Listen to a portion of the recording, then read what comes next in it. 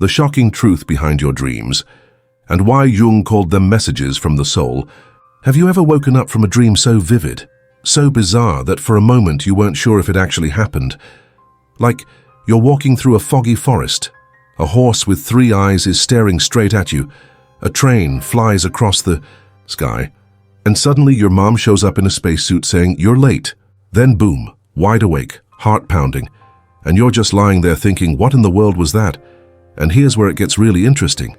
If you think your dreams are just random noise, just leftover brain junk from your day, then let me tell you something. Carl Jung, one of the most important thinkers in psychology, believed that idea might be one of the biggest lies we've ever told ourselves. According to him, dreams are not just dreams. They're messages, not casual. Messages, soul-level messages, deep, symbolic, often strange and but real. And ignoring them, that's like tearing up a treasure map just because it's written in a language you don't understand. By the way, if this already caught your curiosity, go ahead and hit that subscribe button now. It helps a lot, and I promise, we're just getting started. Now back to the message your soul might be trying to send you while you're dreaming that a goat is driving your car off a cliff. Jung believed dreams were a direct bridge between your conscious mind and your unconscious. But that bridge, it's not smooth or easy. It's more like a foggy road in the middle of nowhere with strange signs and weird shadows.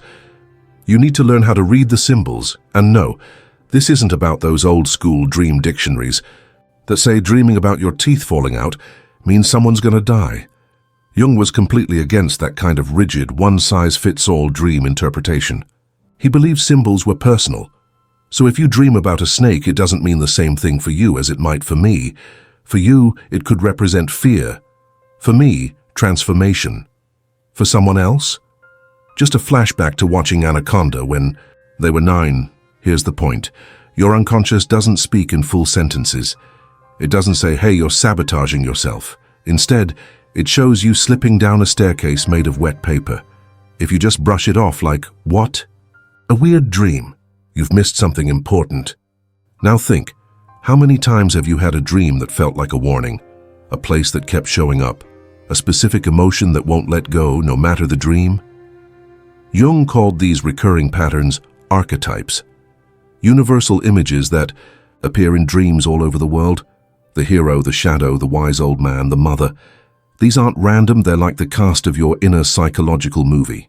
And yes, everyone has a version of them inside. And here's my personal take on it. Just my opinion, okay? But I think dreams might be the only place where your soul still tries to talk to you without the noise of the outside world. Because during the day, we're too busy pretending to be fine, successful, confident. But at night, the ego goes to sleep. And that's when something deeper takes the wheel. Something raw, honest, unfiltered. But here's the catch. Most people are afraid of what they might hear. Ever noticed how the most unforgettable dreams are also the most uncomfortable?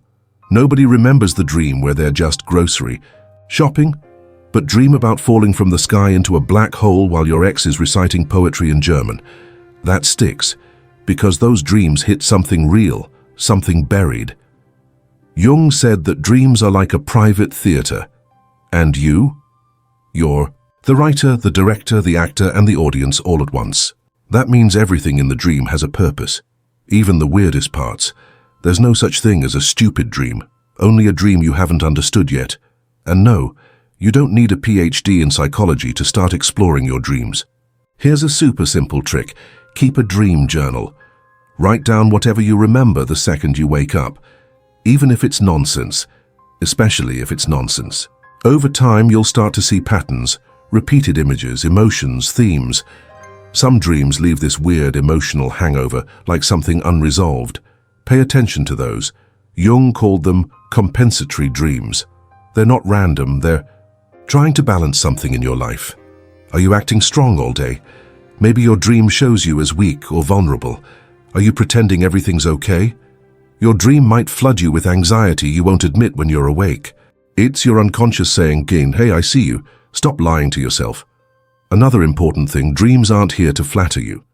They're here to wake you up, even while you're sleeping.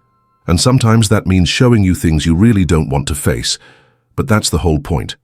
The dream's job isn't to make you comfortable. It's to make you aware. And look, I get it. You might be thinking, I never remember my dreams. Totally normal. But it doesn't mean they're not happening.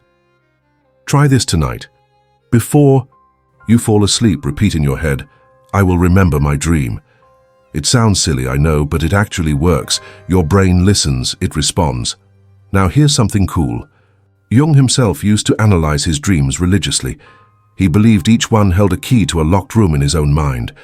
And this guy, he spent his whole life studying the unconscious. Yet he still believed that his dreams had more to teach him. That says a lot, because no matter how smart or self-aware you are, you'll never fully know yourself. The unconscious is an ocean. Your dreams, just the waves that reach the surface. But even a single wave can pull you under, or carry you somewhere new. How many bad decisions in your life were actually avoidable, if only you'd listened to a dream that felt like a warning? And how many missed opportunities came from writing off something your unconscious was trying to tell you? Dreams don't always predict the future. Most of the time, they're just trying to show you what you're ignoring right now. Here's another thing nobody talks about. Dreams can guide you, not in a magical way like play these lottery numbers, but in a psychological way. A dream might point to a passion you buried, a fear you won't admit, or a path you're afraid to take. Jung said that the path to becoming your real self, what he called individuation, goes straight through the unconscious. And dreams, they're the flashlight you get for the journey. Ignoring them is like walking through the woods at night and tossing the flashlight in the trash.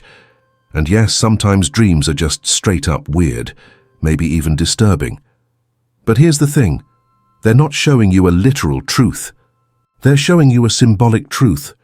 So if you dream you hurt someone or made a bad choice, it's not a prophecy. It's a mirror. One you might not want to look into, but probably need to. So here's the real challenge. What if you started treating your dreams like secret advice from the part of you that actually knows what's going on? What if, instead of brushing them off, you started asking, why did I dream that? There's no easy answer, but there's always a discovery. Because dreams are uncomfortable for a reason. They show you what you hide. And that's where their power is.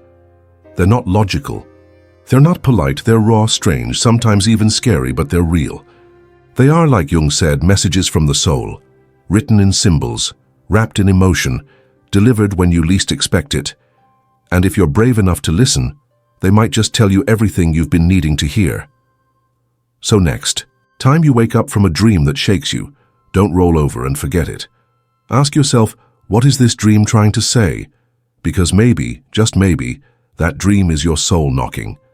And if this kind of deep, mind-twisting, soul-level conversation is your vibe, hit subscribe. This is where we go to the edge of what we think we know and look over.